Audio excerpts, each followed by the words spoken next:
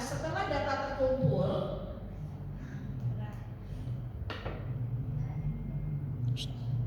udah gantiin dulu ya. Ini semua masih awal. Kalau kalian udah berencana udah tahu semua, tapi ini kalau masih awal harus paham benar ya. Di dalam proses analisa ini ada tahapan-tahapan, yaitu fase analisa, program konsep, dan fase desain. Nah, apa sih fase analisa ini? Jadi semua data yang sudah kalian ambil itu akan kita analisa. Dilihat dari faktor lingkungannya. Faktor lingkungan ini juga ada yang kita sebut nanti dengan makro dan mikro. Makro itu yang besar, berarti lingkungan sekitarnya, site plan-nya, nanti sampai masuk ke mikro. Mikronya itu mulai dari fasadnya. Fasad itu adalah tampak luar dari rumah, ya. Kemudian nanti denahnya dapat dianalisa lagi. Kira-kira mataharinya dari depan kah, atau jalan tengah, atau dari samping dan dari kiri. Jadi harus tahu arah mataharinya di mana. Yang menentukan siapa? Kalian yang menentukan.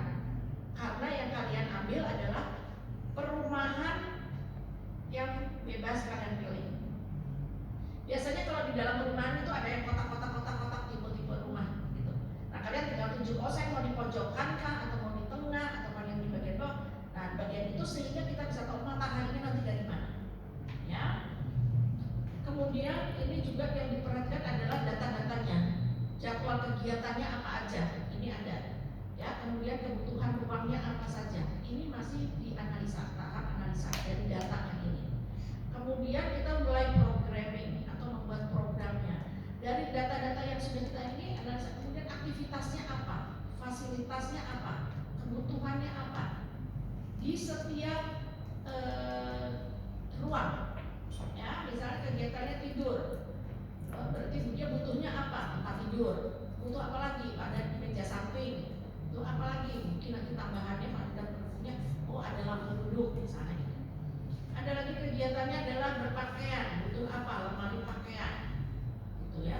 Terus kemudian ada lagi berhias, butuh apa? Meja rias misalnya seperti itu. Butuh lagi belajar, ada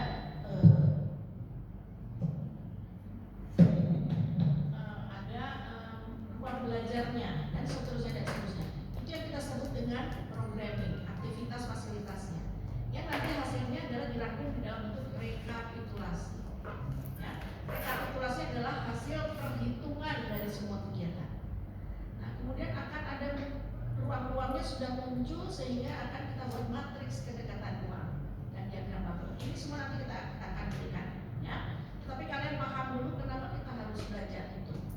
Nah, biasanya nanti dari situ langsung mulai lagi mood board, bikin mood boardnya.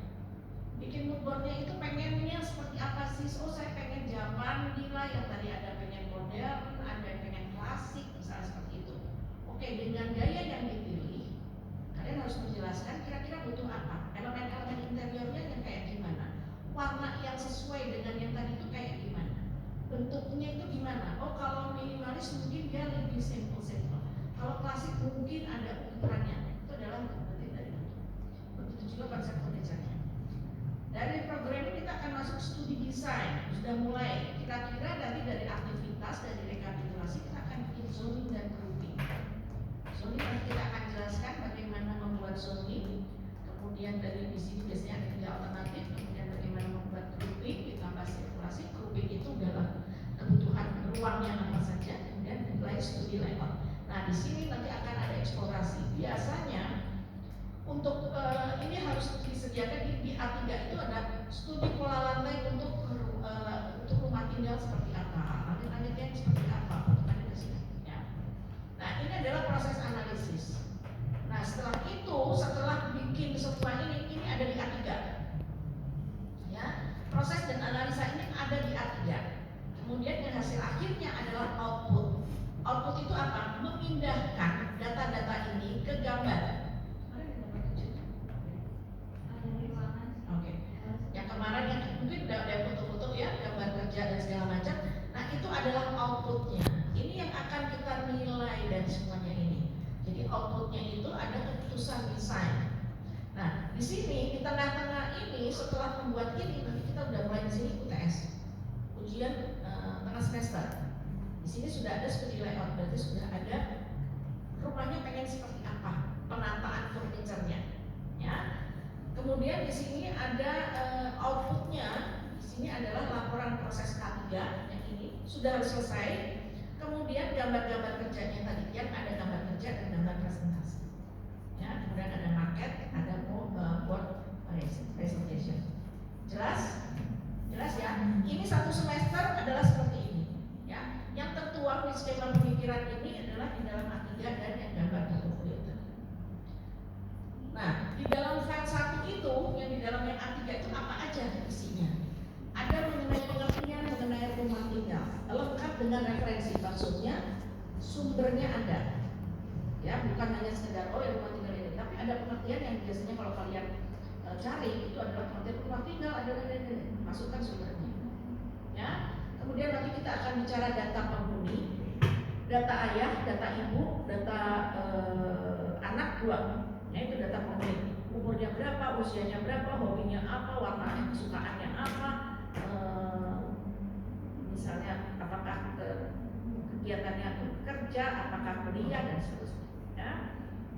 Kemudian ada data kegiatan penghuni, yaitu berupa tabel. Ya, tabel kegiatan hari biasa dari Senin sampai Jumat dan weekend Sabtu dan Minggu. Ya, itu ada kegiatannya. Satu-satu, ayahnya bagaimana dari Senin sampai ini, ibunya bagaimana, anak satu dan anak dua. Ya. Kemudian nanti akan bicara hubungan antar ruang, dari ruang makan dengan ruang tamu, bagaimana hubungannya dekat kah, jauh kah, atau cukup dekat nah ini. Ya.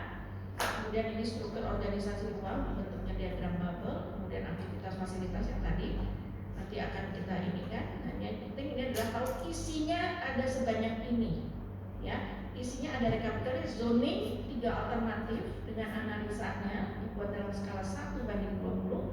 Ini nanti kita juga akan jelaskan. Dibuat ini 3 alternatif, grouping dari zoning yang terpilih menjadi 3 alternatif. Kemudian ada layout juga, semuanya harus ada alternatifnya. Kemudian ini. Jadi ini semua ada di dalam file yang A3. Cukup jelas? Ya? Oke. Kemudian mulai ini gambar kerja, kalian nanti akan membuat mulai ini pakai kertas kaldir. Ya, ada floor plan, ada layoutnya. Layout itu adalah ada furniture-nya, kemudian ada ceiling plan, ada potongan, ada furniture board dan detail konstruksi bangunan. Yang file 3 ada layout berwarna, tampak, kemudian perspektif dan sketsa dan material. Sama satu lagi adalah maket. Ya. Oke, cukup jelas ya. Ini adalah 1 semester. Nah, jadi sekarang yang kalian buat itu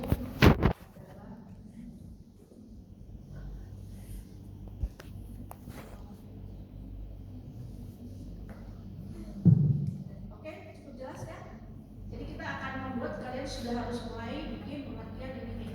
Ini berapa lama tadi? Jadi 4. Nah, jadi selanjutnya adalah mungkin survei ya.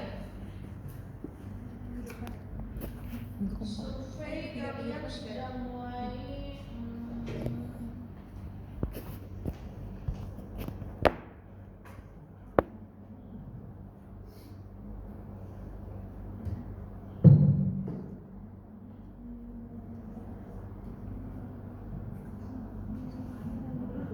itu adalah kalian mencari informasi dari klien kalian. Di sini klien kalian adalah yang nanti kalian pakai. Keluarga siapa nih? Keluarga si A, keluarga si B, ini pokoknya satu keluarga, ya. Nanti hasilnya itu harus dibikin dalam yang disebut dengan flip chart.